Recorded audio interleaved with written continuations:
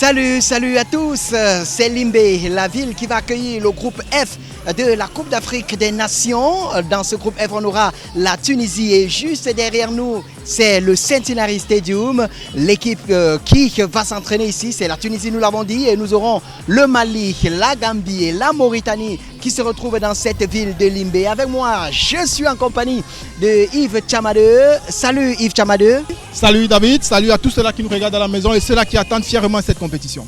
Alors nous sommes au Centenary Stadium et vous le savez très bien que la Tunisie va s'entraîner dans cette enceinte. Oui bien sûr David, tu fais bien de le dire. On est là devant le Centenary Stadium qui servira de stade d'entraînement pour l'équipe de la Tunisie, donc une infrastructure qui sera utilisée pour cette Coupe d'Afrique des Nations. Et quand on essaie un peu de voir l'extérieur et quand on essaie un peu de voir la ville de Limbé, on se rend compte que voilà, tout est presque prêt pour que cette ville accueille cette compétition. On peut donc se rendre à l'intérieur de ce stade pour la suite.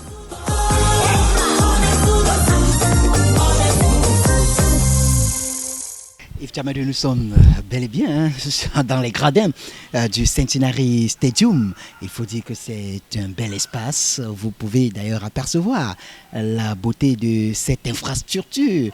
Et vous constatez, et bien évidemment, Yves Tchamadeu. Oui, je pense David que voilà, c'est un espace de jeu qui a eu à accueillir des compétitions, des équipes ici. Donc il y a quand même de l'expérience dans la gestion de ce genre d'événement en ce qui concerne le Centenary Stadium. Et je pense que lors du CHAN, cette équipe a pu accueillir des équipes comme ce stade a pu accueillir des équipes comme le Rwanda, la Tanzanie, la Guinée, le Cameroun même, pour les préparations des séances d'entraînement avant match. À côté de ça, je pense que même pendant le CHAN aussi en 2016, cet espace aussi a eu à accueillir des équipes. Donc le Centenary quand même, c'est l'expérience dans ce domaine. Et puis la ville de Limbé en général a eu à accueillir déjà des compétitions. Donc on est ici aujourd'hui dans une zone où on a quand même eu l'expérience, on a eu à toucher du doigt ce qui nous attend en janvier prochain. Vous faites bien de parler de cet espace sportif. Vous nous rappelez également que c'est une très belle ville de Limbé qui va accueillir cette compétition, notamment le groupe F. Et si on allait à la découverte de la ville de Limbé, certes vous connaissez Limbé, mais est-ce que vous connaissez Limbé de fond en comble? Je ne peux pas dire que je connais de fond en comble, parce que je ne suis pas résident permanent ici, mais je connais quand même la ville, les sites touristiques, les espaces, les zones d'ambiance, les grands carrefours. Du moins, je connais Limbé autant que je puisse le connaître au vu de ma petite expérience. Vous savez, on a eu à diffuser le championnat camerounais et on avait eu du temps, on avait passé du temps dans cette ville, surtout dans ce stade. Donc, mon cher David, rassurez-vous, je ne serai pas un étranger à Limbé. Mais vous n'êtes pas étranger à Limbé. On va donc aller à la découverte de cette cité qui se fait encore appeler The Town of Friendship. Allons découvrir. Ville côtière située à 80 km de Douala, Limbé est l'une des stations balnéaires du Cameroun. Elle est caractérisée par ses plages de sable noir que l'on peut parcourir sur des kilomètres. Jadis appelée Victoria de 1857 à 1982, Limbé se trouve sur les flancs du mont Cameroun. Le chef-lieu du département du Fako dans la région du sud-ouest a le statut de communauté urbaine avec 3 communes d'arrondissement. Une ville de plus en plus cosmopolite, elle a connu plusieurs mutations depuis qu'elle a été fondée par Alfred Sacker et appelée Victoria en hommage à la reine d'Angleterre. Limbé connaît une forte croissance démographique. De 26 988 habitants en 1976, le recensement de 2001 évoque 84 500 résidents et 116 210 habitants depuis 2005. Les activités commerciales, l'agriculture et surtout la pêche occupent le quotidien des populations. Le célèbre marché à poissons de Down Beach est un lieu d'échange pour l'acquisition des fruits de la mer. Du poisson frais, du poisson séché ou encore du poisson fumé, sur toutes ces formes, on y retrouve à Down Beach. Le jardin botanique est reconnu pour son caractère calme et un accord parfait avec la flore, la végétation et les arbres. La capacité d'accueil de la ville est appréciable. Limbé et ses différents stades de football commencent déjà à s'habituer aux compétitions internationales. Elle a d'ailleurs accueilli la Coupe d'Afrique des Nations des Dames en 2016, le Championnat d'Afrique des Nations en 2020. La ville, qui se fait encore appeler The Town of Friendship, s'apprête à accueillir la 33e Coupe d'Afrique des Nations de football.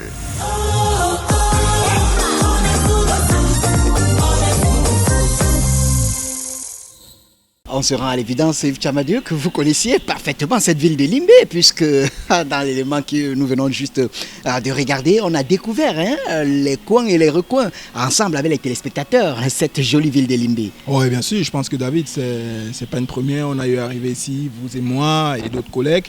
Il y a par exemple voilà, les zones balnéaires de la ville de Limbé, il y a le Botanic Garden, un parc zoologique, il y a plein de choses. Peut-être le reportage n'a pas assez démontré, mais je pense que ceux qui viendront ici durant cette CAN n'auront pas que le football pour un plaisir à partager, mais aussi la viabilité, le plaisir, les sites touristiques de cette ville. Et je rappelle simplement que Limbé est une ville très accueillante. À présent, on va aller dans ce focus puisqu'on a rappelé que nous sommes dans le groupe F et l'une des mastodontes de ce groupe, c'est tout de même la Tunisie, encore appelée les Aigles de Carthage. On rappelle que c'est une équipe qui arrive pour la 20e fois dans cette compétition. Elle n'a qu'un seul trophée dans son escarcelle avec le trophée remporté en 2004.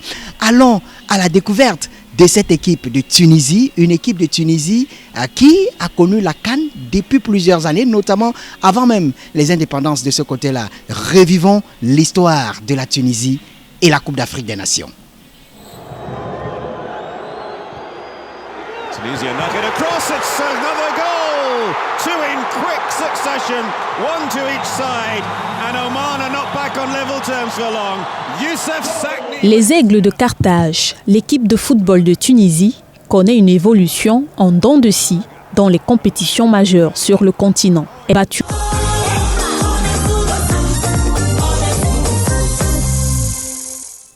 La Tunisie ne vient donc pas au Cameroun en victime expiatoire. C'est d'ailleurs l'une des équipes sur laquelle on devra compter. Il va falloir donc compter sur cette équipe qui vient du nord de l'Afrique. Yves Tchamadou, est-ce que cette Tunisie-là ne devrait pas être à craindre?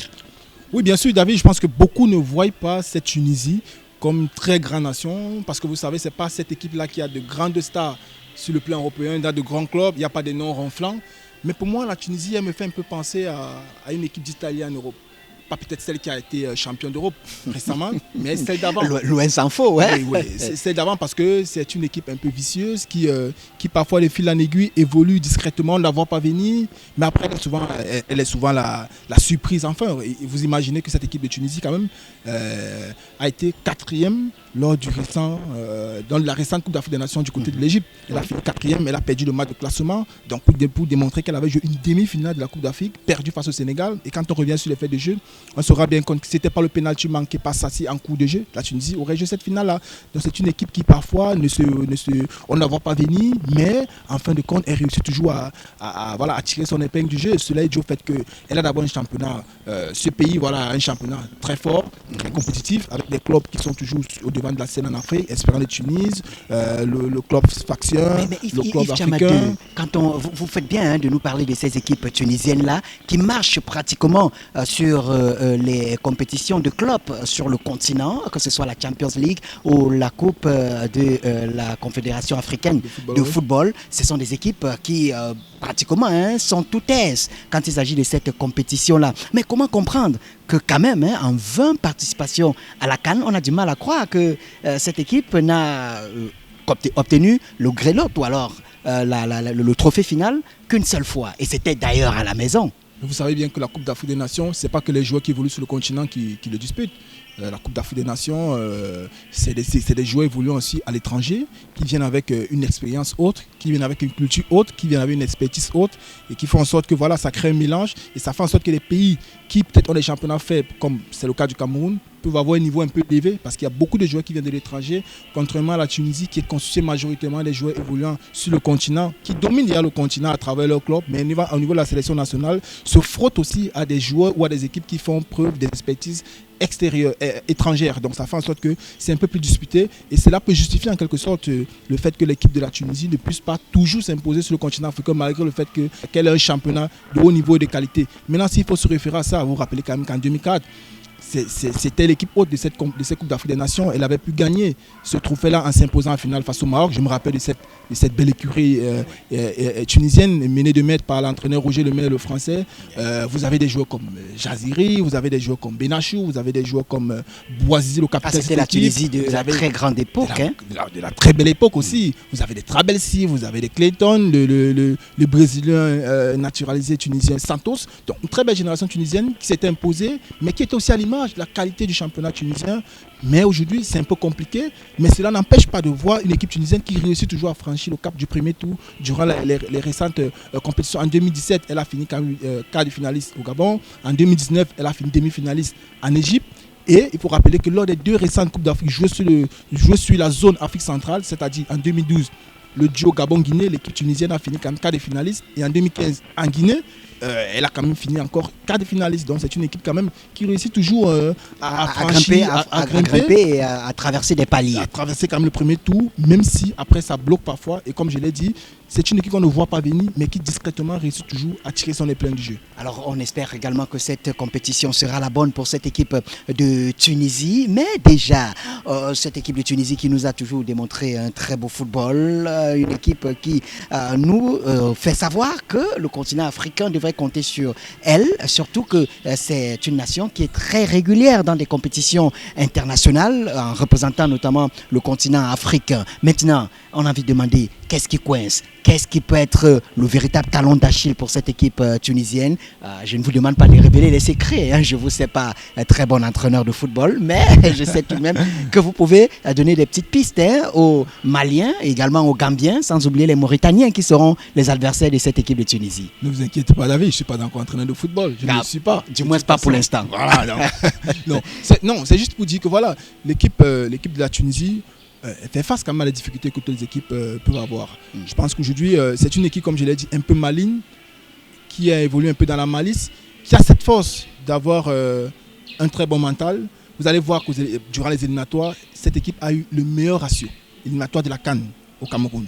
En 6 matchs, 5 victoires, 1 nul pour 16 points obtenus. Il n'y a pas meilleur ratio durant les éliminatoires pour la Tunisie. Cette équipe a pu traverser le cap des phases de poule éliminatoire à la Coupe du Monde, donc elle est qualifiée pour les barrages, même si ça a été difficile face à la Guinée, dans la poule avec la Guinée, elle a quand même réussi à finir leader et se qualifier pour le prochain tour. Donc il y a de la difficulté, ça peine un peu, mais généralement on réussit toujours à atteindre l'objectif. Donc pour moi je pense que la faiblesse aujourd'hui de l'équipe tunisienne, c'est une équipe qui, quand elle a en face une équipe résistante, une équipe qui est à l'usure, une équipe qui l'amène à douter, une équipe qui l'amène un peu à paniquer, elle devient fébrile et parfois elle se laisse un peu emporter par cette vulnérabilité et elle se met à découvert. C'est en sorte que l'adversaire puisse aller chercher une victoire. Rappelez-vous, en 2019, c'est pratiquement aux prolongations, d'ailleurs, que l'équipe du Sénégal réussit à se qualifier. Donc c'était à l'usure que l'équipe sénégalaise allait chercher l'équipe tunisienne, parce que dès le départ, c'est une équipe très forte, qui est costaude, mais quand elle a la possibilité de peut-être ouvrir le score dans un scénario de rencontre, ça devient plus facile pour elle dans la gestion. Mais quand c'est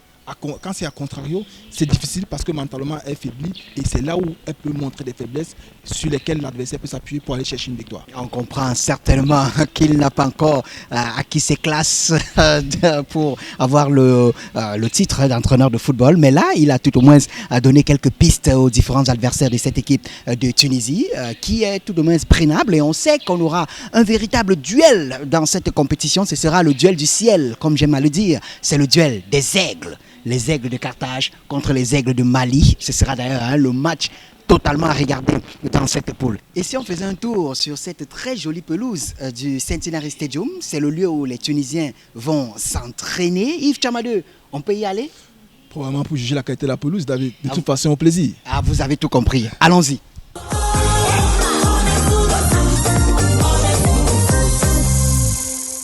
Alors Yves Tchamadeu, on avait raison, nous sommes bel et bien sur cette pelouse, la pelouse du Centenary Stadium. Oui, bien sûr, je pense que quand on la voit, c'est un témoignage oculaire qu'on peut faire. C'est une pelouse bien tondue, bien verte, et on sent qu'elle est quand même rajeunie, qu'elle est entretenue, qu'il y a une très bonne maintenance. Je pense que c'est à l'image quand même d'une infrastructure qui attend quand même un événement important. Et nous espérons tout simplement que voilà, ça restera identique après cette Coupe d'Afrique des Nations, pour le bien-être de la jeunesse, pour le bien-être des Camerounais, pour le bien-être des footballeurs. Et si on s'intéressait à la superstar, ce joueur de l'équipe de Tunisie qui sera très attendu au Cameroun dès le 9 prochain, c'est le jour du démarrage de la Coupe d'Afrique des Nations, je vais dire, pour cette compétition sur le territoire national le 9 janvier, bien évidemment. Mais dans la délégation tunisienne, il y a tout de même Wabi Gazri qui est très attendu, ce capitaine des Aigles de Carthage, et je rappelle également qu'il évolue à Saint-Étienne, c'est en France. C'est un garçon qui est très très attendu, dites-vous. Oui, je pense que c'est Wabi Gazri aujourd'hui, c'est comment on peut dire, c'est le leader technique de l'équipe de Tunisie. C'est lui qui endosse la tunique de leader de cette équipe-là. Aujourd'hui, il est un peu comme il est le joueur en quelque sorte le plus capé de la sélection actuelle, l'un des plus capés. C'est le capitaine de l'équipe tunisienne. C'est celui qui repose vraiment la pression de cette équipe. Et vous savez, même en club, c'est l'un des Tunisiens les plus envieux aujourd'hui. Il est quand même en Ligue Ben Mustafa. Vous avez des joueurs comme Sliti ou encore Sassi qui eux étaient à la CAN en 2019 en Égypte. Donc, qui font en quelque sorte autour de Gazri des joueurs cadres de l'équipe tunisienne et qui, pour moi, auront la tâche lourde de pouvoir permettre à la Tunisie au minimum de défendre sa position de 4e de la récente CAN en Égypte qu'elle avait obtenue avec brio. On espère bien que ce joueur viendra démontrer toute sa classe, toute sa grandeur et tout le bien dont on pense de lui lors de cette édition de la Coupe d'Afrique des Nations. C'est bel et bien au Cameroun.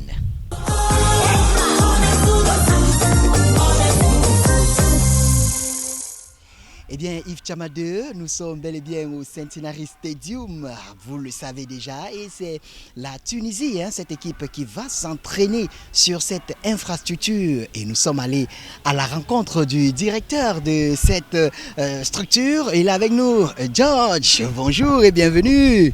Thank you, welcome. Ah, nous sommes bel et bien chez vous. On a envie de dire, it's the town of friendship. Yeah. Et quand on dit friendship, on fait comment? Ah oui, vous avez compris. Là, c'est le Centenary Stadium. Mais on a envie de dire, vous êtes un homme qui est désormais bien gâté par rapport à cette infrastructure. C'est quoi le Centenary Stadium? Oh, the Centenary Stadium is, like the name implies, a 100-year-old stadium built in the wonderful city of Limbe, Victoria, like so many people like to call it. Centenary Stadium is a 2,000 capacity, divided into 2 stands, a natural green turf, and it's just situated opposite the wonderful botanic garden. Alors, le Centenary Stadium de Limbe, George, on sait que c'est un stade qui a accueilli déjà plusieurs compétitions. On a eu le CHAN ici. On a d'ailleurs eu la Coupe d'Afrique des Nations des dames, où les dames se sont entraînées ici. Alors, on sait également que c'est un stade qui a déjà connu cela. Mais est-ce que vous n'avez pas la fièvre de l'organisation? Oh, wow. You know, after hosting the AFCON 2016, the female AFCON, hosted the CHAN last year, and now the AFCON that all Cameroonians have been waiting is practically about 40 years. It's but normal that we are having fever. We are waiting for it, and we are glad to make sure, and we are working towards that, to have a successful AFCON 2021 in Limbe. Et là, on est en train de marcher sur cette belle pelouse. Je peux même d'ailleurs me baisser et la toucher. Mais je me rends compte que c'est une jolie pelouse. Je ne suis pas seul à le rencontrer. En tout cas, nous avons appris que depuis quelques jours, il y a quelques experts qui étaient ici. Yeah, the Centenary Stadium is made up of natural grass, green turf, Synodon. And I should confirm to you that we had a FIFA expert who was here 2 days ago to confirm that the pitch is good. You can welcome training sessions.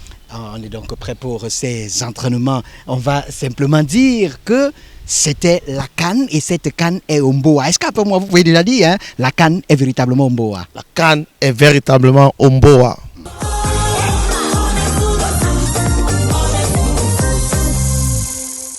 Ah, qu'est-ce qu'elle est belle, cette ville de Limbe, une ville qui va accueillir donc cette poule F, où on retrouvera cette très belle équipe, la Tunisie. Et c'est le moment déjà, et on a hâte d'être le jour du démarrage de cette compétition dans cette poule Yves. Oui, bien sûr, vous savez, on a essayé de parcourir l'équipe de Tunisie durant cette édition de CAN Mboa, parler de ses forces, parler de ses faiblesses, présenter l'équipe tunisienne et parler un tout petit peu aussi des joueurs phares de cette équipe tunisienne. Je pense qu'aujourd'hui, on n'a qu'une seule envie, attendre le 12 janvier prochain pour le kick-off de la Coupe d'Afrique des Nations dans la poule F. Et on aura droit quand même à un gros choc opposant la Tunisie et l'Aigle du Mali. 2 équipes faisant office de favoris dans cette poule F. C'est donc le clap de fin pour cette édition de CAN Omboa. On va simplement se dire à plus.